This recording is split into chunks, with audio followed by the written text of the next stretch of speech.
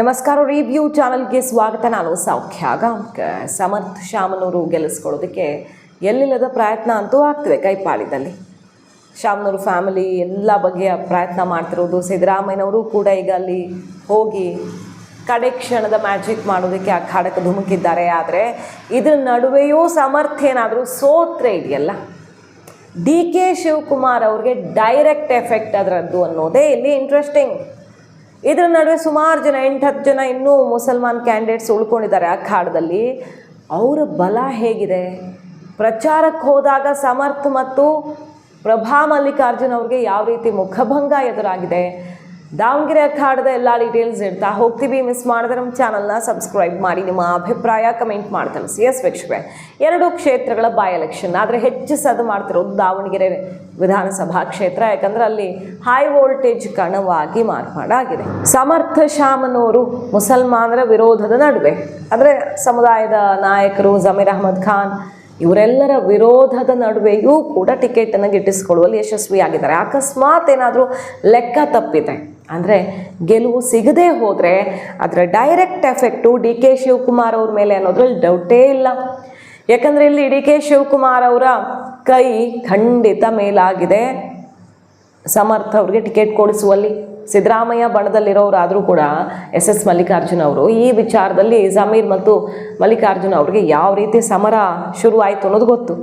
ಸಿದ್ದರಾಮಯ್ಯನವರು ಏನನ್ನೂ ಹೇಳುವ ಪರಿಸ್ಥಿತಿಯಲ್ಲಿ ಇರಲಿಲ್ಲ. ಯಾಕಂದರೆ ಶಾಮನೂರು ಫ್ಯಾಮಿಲಿ ಕಾಂಗ್ರೆಸ್ ಪಕ್ಷದ ಜೊತೆಗೆ ಬೆಸೆದುಕೊಂಡಿರೋ ರೀತಿ.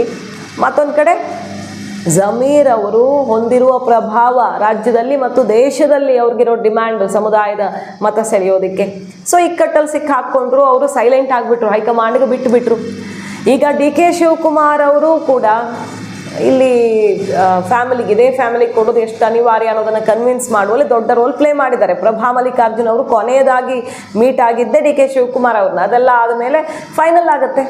ಸೊ ಅಕಸ್ಮಾತ್ ಸಮರ್ಥ ಅವರು ಸೋತ್ರೆ ಮುಸಲ್ಮಾನರು ಏಟ್ನಿಂದ ಅದು ಅಲ್ವಾ. ಸೊ ಡಿ ಕೆ ಶಿವಕುಮಾರ್ ಅವ್ರಿಗೊಂದು ದೊಡ್ಡ ಸಂದೇಶ ಆಗುತ್ತೆ ಅದು ಹೈಕಮಾಂಡ್ಗೆ. ಡಿ ಕೆ ಬಗ್ಗೆ ಯಾವ ರೀತಿ ಡಿ ಕೆ ಶಿವಕುಮಾರ್ ಅವ್ರನ್ನೇನಾದರೂ CM ಮಾಡಿಬಿಟ್ರೆ ಮುಸಲ್ಮಾನ್ ಸಮುದಾಯವೇ ತಿರುಗಿ ಬೀಳಬಹುದು. ಈ ದಾವಣಗೆರೆ ಬೈ ಎಲೆಕ್ಷನಲ್ಲಿ ಆದ ಎಫೆಕ್ಟೇ ಭವಿಷ್ಯದಲ್ಲಿ ಕಾಂಗ್ರೆಸ್ ಇಡೀ ಪಕ್ಷದ ಮೇಲೆ ಆಗಬಹುದು ಅನ್ನುವಂಥ ಒಂದು ಭಯಂಕರವಾದ ಸಂದೇಶ ರವಾನೆಯಾಗುತ್ತೆ. ಇಲ್ಲಿ ಹೆಚ್ಚು ಕಡಿಮೆ ಆದರೆ ಡಿ ಕೆ ಶಿವಕುಮಾರ್ ಅವ್ರಿಗೆ ಇದರ ಬಿಸಿ ಸ್ವಲ್ಪ ಜಾಸ್ತಿ ತಟ್ಟೋದು, ಅವ್ರಿಗೆ ಹೊಣೆ ಜಾಸ್ತಿನೇ ಇದೆ ಸಮರ್ಥ ಅವ್ರನ್ನ ಗೆಲ್ಲಿಸ್ಕೊಳ್ಳೋದಕ್ಕೆ. ಈಗ ಸಮರ್ಥ ಅವರ ಪರವಾಗಿ ಇದೆಯಾವೇವು? ಖಂಡಿತ ಶಾಮನೂರು ಕುಟುಂಬದ ಹಿಡಿತಾ ಇದೆ. ತಕ್ಕ ಮಟ್ಟಿಗೆ ಅಲ್ಲೊಂದಿಷ್ಟು ಶಾಮನೂರು ಕುಟುಂಬ ಅಧಿಕಾರದಲ್ಲಿದ್ದಾಗ ಆಗಿರೋ ಕೆಲಸ ಕಾರ್ಯಗಳನ್ನೇ ತೋರಿಸ್ಕೊಂಡು ಹೋಗ್ತಿದ್ದಾರೆ. ಬಟ್ ಅಭಿವೃದ್ಧಿ ಮಾಡ್ತೀವಿ ಅಂತ ಕೇಳ್ತಿದ್ದಾರೆ. ಇಷ್ಟು ದಿನ ಮಾಡಿಲ್ವಾ ಅನ್ನೋ ಪ್ರಶ್ನೆನೂ ಬರ್ತಿದೆ. ನೋಡಿ ಹೇಗೆ ಮಂಗಳಾರತಿ ಮಾಡಿದ್ದಾರೆ ಅಂತ ಸಮರ್ಥ ಶಾಮನೂರು ಅವ್ರಿಗೆ. ಕಾಂಗ್ರೆಸ್ ಮಾತು ಕೇಳ್ಕೊಂಡು ಓಟ್ ಹಾಕಿದ್ವಿ, 23 ಚುನಾವಣೆಯಲ್ಲಿ ಎಲ್ಲ ಓಟ್ ಹಾಕಿ ಗೆಲ್ಲಿಸಿದ್ವಿ ನಿಮ್ಮನ್ನು ಭರ್ಜರಿ ಬಹುಮತದೊಂದಿಗೆ. ಏನು ಕೊಟ್ಟಿದ್ದೀರಾ, ಎಷ್ಟು ದೊಡ್ಡ ಸಮಸ್ಯೆ ಆಗಿದೆ ನಮಗೆ ಅಂತ ತರಾಟೆಗೆ ತೊಗೊಂಡಿರೋ ದೃಶ್ಯ ಈಗ ವೈರಲ್ ಆಗಿದೆ. ಮಹಿಳೆಯೊಬ್ಬರು ಸಮರ್ಥ ಅವ್ರನ್ನ ತರಾಟೆಗೆ ತಗೊಳ್ತಾರೆ, ಅವ್ರ ಕೈ ಮುಗಿದು ನಿಂತಿರ್ತಾರೆ, ಮಾತಾಡೋಕ್ಕಾಗಲ್ಲ ಅವ್ರ ಹತ್ರ. ಸೊ ದಾವಣಗೆರೆಯಲ್ಲಿ ಅಭಿವೃದ್ಧಿ ಮಾಡಿದ್ದೀವಿ ಇಷ್ಟು ವರ್ಷ, ಅದನ್ನು ನೋಡಿ ಓಟ್ ಕೊಡಿ ಅಂತ ಕೇಳೋ ರೀತಿ ಇರಬೇಕಿತ್ತು. ಹಾಗೆ ಯಾವನು ಪ್ರಶ್ನೆ ಮಾಡೋಕ್ಕೆ ಆಗ್ತಿರ್ಲಿಲ್ಲ. ಸಮರ್ಥ ಅವ್ರಿಗೆ ಟಿಕೆಟ್ ಯಾಕೆ ಕೊಟ್ರಿ ಅಂದರೆ ಆ ಕುಟುಂಬದ ಕೆಲಸ ನೋಡಿಕೊಟ್ವಿ ಅಂತ ಸಿಂಪಲ್ ಆಗಿ ಹೇಳ್ಬೋದಿತ್ತು. ಕೆಲಸ ಮಾಡಿದ್ದೀವಿ ಅಂತಿದ್ದಾರೆ. ಆದರೆ ಈಗ ಕುಟುಂಬಕ್ಕೆ ಕೊಡೋದು ಪದ್ಧತಿ ತೀರ್ಕೊಂಡಾಗ ಅವ್ರ ಕುಟುಂಬದಲ್ಲಿ ಅನ್ನೋ ರೀತಿ ಸಮಜಾಯಿಷಿ ಕೊಟ್ಟು ಸಮಾಧಾನ ಮಾಡಬೇಕಾಗಿದೆ. ಜನಾನೇ ಮುಸಲ್ಮಾನ್ ಸಮುದಾಯನೇ ಕೇಳ್ತಾನೆ ಇರಲಿಲ್ಲ. ಆಗ ಆ ಕುಟುಂಬದ ಅಭಿವೃದ್ಧಿಯೊಂದೇ ಅವರಿಗೆ ದೊಡ್ಡ ಬಲವಾಗಿಬಿಡ್ತಿತ್ತು. ಈಗ ನೋಡಿ ಪ್ರಭಾ ಮಲ್ಲಿಕಾರ್ಜುನ್ ಅವ್ರು ಹೋಗಿದ್ದಾರೆ. ನೀವು ನಮ್ಮ ಮನೆ ಹತ್ರ ಯಾಕೆ ಬಂದ್ರಿ? ನಾವು ನಿಮ್ಮ ಮನೆ ಹತ್ರ ಹೋದ ಕಾದಾಗ ಮುಖ ಕೂಡ ತೋರಿಸ್ಲಿಲ್ಲ. ನೀವು ಕಷ್ಟ ಅಂತ ಹೋದಾಗ ಯಾರು ಸಮಸ್ಯೆಗೂ ಸ್ಪಂದಿಸಲಿಲ್ಲ. ಈಗ ಯಾಕೆ ಬಂದ್ರಿ ಅಂತ ತರಾಟೆಗೆ ತೊಗೊಂಡಿದ್ದಾರೆ. ಸರಿ, ಇದೆಲ್ಲ 1-2 ಎಕ್ಸಾಂಪಲ್ಸು ಅಥವಾ ರಾಜಕೀಯ ವಿರೋಧಿಗಳ ಸಂಚಿರಬಹುದು, ಏನು ಬೇಕಾದರೂ ಅಂದ್ಕೊಳ್ಬಹುದು. ಆದರೆ ಕ್ಷೇತ್ರದಲ್ಲಿ ಅಭಿವೃದ್ಧಿ ನಿಜಕ್ಕೂ ಹೇಳ್ಕೊಳ್ಳೋ ರೀತಿಯಲ್ಲಿ ಆಗಿದೆಯಾ ಅನ್ನೋದೇ ಮಾನದಂಡ.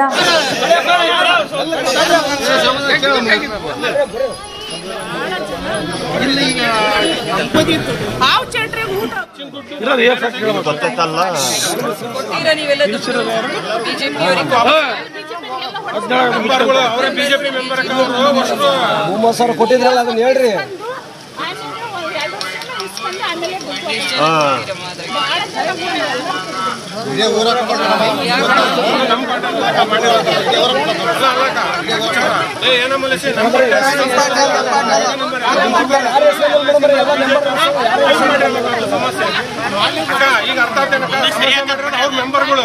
ಸರಿ ಮಾಡೋಣಂತೆ, ಚುನಾವಣೆ ಮುಗಿಲಿ, ಕಟ್ಟಿ ತರಿಸೋಣಂತೆ. ಅಣ್ಣರು ಬರ್ತಾರೆ, ಅವಾಗ ಇದೇ ಸಮಸ್ಯೆ ಹೇಳ್ಕೊಳ್ರಿ. ನೀವು ಸುಮ್ಮನೆ ಇನ್ನೊಬ್ರು ದ್ವೇಷ ಮಾಡಬೇಡಿ. ಅಲ್ಲಿ ನಡೀತಿರೋದು ಹಂಚೆ ಕರೆಕ್ಟ್ ಅಂತ ಹೇಳಿದಾಗ ನೀವು ಈ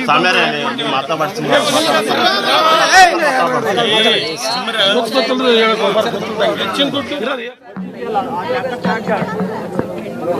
ಮಾಡಿ ಅಂದರೆ 2 ಲಕ್ಷ ಇವ್ರ ಜೊತೆಗೆ ಲಿಂಕ್ ಆಗ್ತೀನಿ, ಯಾಕಂದರೆ ಇವರೊಂದು ಗ್ರೂಪ್ ಮಾಡ್ಕೊಳ್ತೀನಿ ಅಂತ ಬಂದರೆ ಅದಕ್ಕೊಂದಿಷ್ಟು ಅಂಥದ್ದೇನಾರು ಐಡಿಯಾ ತೊಗೊಂಡು ನಾನ್ನೂರಲ್ಲಿ ಶುರು ಮಾಡೋದು ಆಯಿತಾ.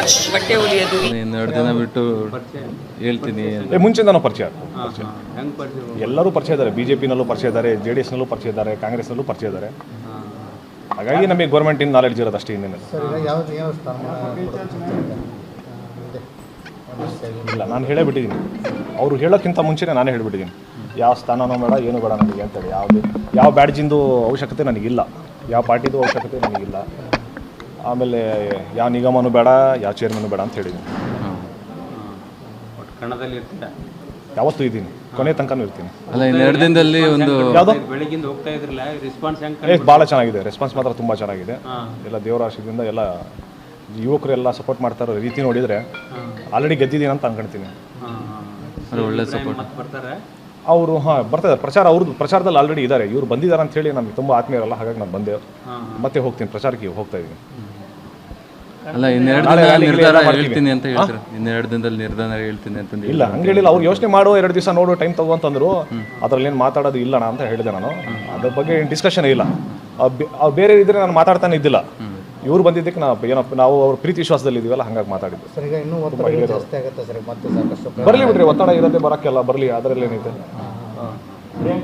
ಮಾತಾಡಿದ್ರು ಇಲ್ಲ, ನನಗೇನು ಮಾತಾಡಿಲ್ಲ. ಬೇರೆ ಏನೋ ಮಾತಾಡಿರ್ಬೋದು, ಏನೋ ಮಾತಾಡಿಸ್ಬೋದು. ಮಾತಾಡಲಿ ಬಿಡ್ರಿ, ಎಲ್ಲ ಪರಿಚಯ ಇರೋರು ಮಾತಾಡಲಿ. ಅಲ್ಲ, ಸಾದಿಕ್ ಪೆಲ್ಲನು ಇದೇ ಥರ ಅಂದ್ರೆ ದೇವ್ರು ಬಂದರೂ ಕೂಡ ನಾನು ಕಣದಿಂದ ಹಿಂದೆ ಸರಿಯಲ್ಲ. ಹೈಕಮಾಂಡ್ ಇಲ್ಲ, ಅವರು ಹೈಕಮಾಂಡ್ ಒತ್ತಡ ಇತ್ತು ಅವರಿಗೆ. ಹೈಕಮಾಂಡ್ ಐತೆ ಅವರಿಗೆ. ನನಗೆ ಇಂಡಿಪೆಂಡೆಂಟ್ ಯಾವ ಹೈಕಮಾಂಡ್ ಇಲ್ಲಲ್ಲ. ನನ್ನ ಡಿಸಿಷನ್ ಇಂಪಾರ್ಟೆಂಟ್. ಯಾವುದು ಅಲ್ಲ, ಅವರು ಕಾಂಗ್ರೆಸ್ ಪಾರ್ಟಿಯಿಂದ ಬ್ಲಾಕ್ ಮಾಡ್ತಿದ್ರು. ನಾನು ಯಾವ ಕಾಂಗ್ರೆಸ್ ಪಾರ್ಟಿನೂ ಇಲ್ಲ.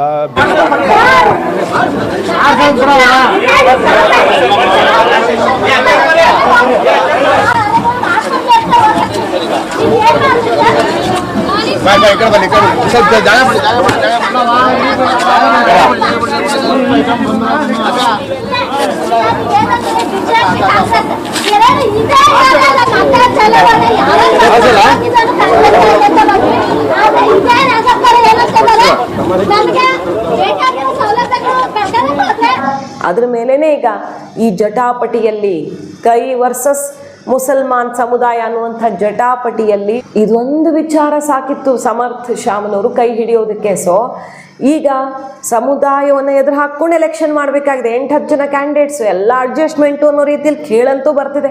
ಬಟ್ ಆದಿಲ್ ಶಾನ್ ಅವ್ರು ಹೇಳ್ತಾರೆ, ನಮಗೆ ಯುವಕರ ರೆಸ್ಪಾನ್ಸ್ ಸಿಕ್ಕಾಪಟ್ಟೆ ಚೆನ್ನಾಗಿದೆ. ಸಮರ್ಥ್ ಅವ್ರನ್ನ, ಶಾಮನೂರು ಕುಟುಂಬನ ಜನ ಒಪ್ಕೊಳ್ಳೋಕೆ ಸಾಧ್ಯವೇ ಇಲ್ಲ. ನಮ್ಮ ಸಮುದಾಯ ಎಲ್ಲ ಪಕ್ಷೇತರ ಅಭ್ಯರ್ಥಿಗೆ ಓಟ್ ಹಾಕೋದಕ್ಕೆ ತಯಾರು ಮಾಡ್ಕೊಂಡಿದ್ದಾರೆ ಅನ್ನೋ ರೀತಿಯಲ್ಲಿ ಅವ್ರಿಗೆ ಕೊಡ್ತಿರೋ ಸ್ಟೇಟ್ಮೆಂಟು. ಜಮೀರ್ ಅವರ ಪರಮಾಪ್ತರ ಸಿಡ್ದೆದ್ದು ಮಲ್ಲಿಕಾರ್ಜುನ್ ಕ್ಷಮೆ ಕೇಳಲಿಲ್ಲ, ಮಸಿ ಬಡಿತೀವಿ ಅನ್ನೋ ಎಚ್ಚರಿಕೆ ಕೊಟ್ಟಿದ್ದಾರೆ. ಜಮೀರ್ ಅವ್ರನ್ನ ಅವಮಾನಿಸಿದ್ದಾರೆ ಮಲ್ಲಿಕಾರ್ಜುನ್ ಅವರು ಅಂತ. ಸೊ ಅಲ್ಲೂ ಆಕ್ರೋಶ ಸಿಡಿದಿದೆ. ಜಮೀರ್ ಅವ್ರು ಸುತ್ತಾನೇ ಇದೆ ಎಲ್ಲ ವಿಚಾರಗಳು. ಸಿದ್ದರಾಮಯ್ಯನವ್ರು ಇವತ್ತೇನಂತಿದ್ದಾರೆ, ಜಮೀರ್ ಅವ್ರು ಬರ್ತಾರೆ 5ನೇ ತಾರೀಕು, ಖಂಡಿತ ಬರ್ತಾರೆ, ಪ್ರಚಾರಕ್ಕೆ ಬರ್ತಾರೆ ಜಮೀರ್ ಅವ್ರು, ಮಿಸ್ ಮಾಡಲ್ಲ ಅಂತಿದ್ದಾರೆ.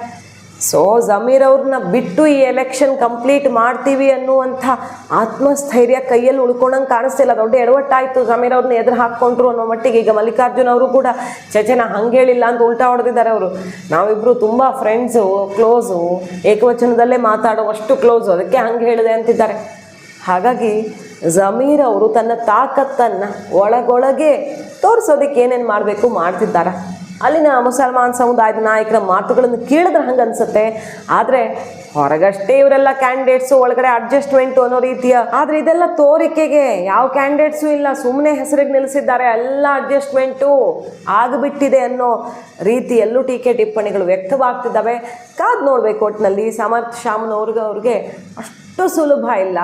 ಮತ್ತು ಅದು ಡಿ ಕೆ ಶಿವಕುಮಾರ್ ಅವ್ರಿಗೂ ಕೂಡ ದೊಡ್ಡ ಪರೀಕ್ಷೆಯಾಗಿದೆ ಕುರ್ಚಿ ಏರೋ ನಿಟ್ಟಿನಲ್ಲಿ.